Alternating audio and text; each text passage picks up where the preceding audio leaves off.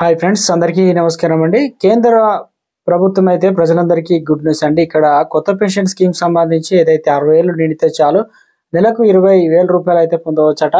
ఈ పత్రాలు తప్పనిసరిగా ఉండాలి.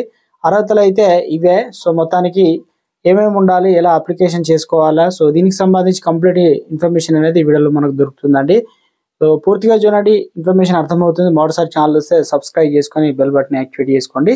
అదేవిధంగా చూసిన ప్రతి ఒక్కరు కూడా లైక్ చేసి, మీకు ఈ పెన్షన్ సంబంధించి పొందాలనుకుంటే తప్పనిసరిగా మిత్రులందరూ కూడా వీడియోని షేర్ చేయండి క్లారిటీ వచ్చిన తర్వాత. సో అదేవిధంగా లేట్ చేయకుండా వీడియోలోకి అయితే వెళ్ళిపోదామండి మనం. సో ఇక్కడ చూసుకోవచ్చు అండి, వృద్ధుల కంటే ఏంది అందరికి కూడా శుభవార్త అందించారు. నెలకు 20,000 రూపాయలు అయితే పెన్షన్ అయితే పొందవచ్చట. సో అది ఎలా అనేది చూద్దామండి. ప్రతి ఒక్కరికి కూడా డబ్బులు అనేది చాలా అవసరం. సో భవిష్యత్తులో ఏ ఇబ్బంది ఉండకూడదు అంటే ముఖ్యంగా ముందే పొదుపు చేసుకోవాలి. అయితే ఇప్పుడు భవిష్యత్తులో భాగంగా సమస్యలు అయితే ఉండవు.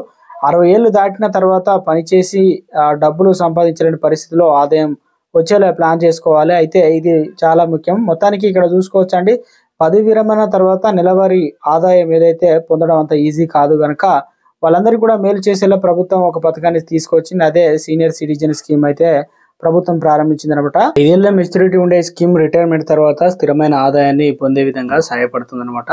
సో దీనిలో ప్రధానంగా రిటైర్మెంట్ ప్లానింగ్ అనేది మనం పరిష్కరించేది కేంద్ర ప్రభుత్వం అయితే ఈ స్కీమ్ తీసుకొచ్చింది. ఈ పథకంలో ఇన్వెస్ట్ చేయడం ఒక సీనియర్ సిటిజన్ కు నెలకు 20,000 రూపాయలు అయితే పొందవచ్చు. అది కూడా పూర్తి స్థాయిలో 8.2% వడ్డీ వస్తుంది. 60 ఏళ్ళు పైబడిన వారందరూ కూడా భారతీయ పౌరులు అయితే సరిపోతుంది. ఈ స్కీమ్లో అయితే చేరవచ్చు. గరిష్టంగా పెట్టుబడి 30 లక్షల వరకు. గతంలో ఇది 15 లక్షలే ఉండేది, డబుల్ చేశారనమాట. దీనివల్ల 10,000 కాస్త 20,000 కూడా నెలకు తీసుకునే ఛాన్స్ అయితే ఉందన్నమాట. సో దీంట్లో ప్రధానంగా సీనియర్ సిటిజన్ సేవింగ్ స్కీము పెట్టుబడి అయితే పెట్టాల్సి అయితే ఉంటుంది. దాదాపు 2,46,000 వడ్డీ అయితే వస్తుంది అనమాట. 30 లక్షలు కనుక పెట్టుబడి పెడితే మొత్తాన్ని నెలవారీగా ప్రతిపాదన లెక్కిస్తూ 20,500 రూపాయలు అయితే వస్తుంది. సో మనకు అంత పెద్ద మొత్తం వద్దనుకుంటే ఫస్ట్ స్టార్టింగ్ 500 రూపాయల నుంచి 1000 రూపాయలు లేదంటే 300 రూపాయల నుంచి కూడా ఈ స్కీమ్ అయితే స్టార్ట్ చేయొచ్చు అనమాట. తక్కువ మొత్తంలో పెట్టుబడి మన స్కీమ్లో పొదుపు చేసుకున్నట్లయితే దీంట్లో ప్రధానంగా రిటైర్మెంట్ టైంలో మనకు 3,000 రూపాయలు 4,000 వస్తాయి అన్నమాట.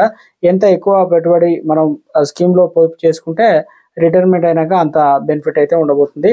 దీనికి సంబంధించి ఏదైతే పూర్తి స్థాయిలో కూడా ఈ ఖాతాను తెరవడానికి కూడా ఈ పథకంలో చేరాలనుకుంటే దగ్గరలోని పోస్ట్ ఆఫీస్కి వెళ్ళి అకౌంట్ కూడా ఓపెన్ చేసుకోవచ్చు అనమాట.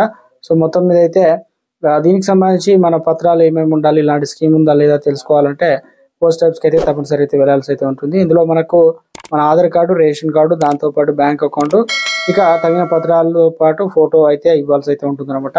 సో ఇది మనకు స్కీమ్ సంబంధించినటువంటి లేటెస్ట్ అప్డేట్.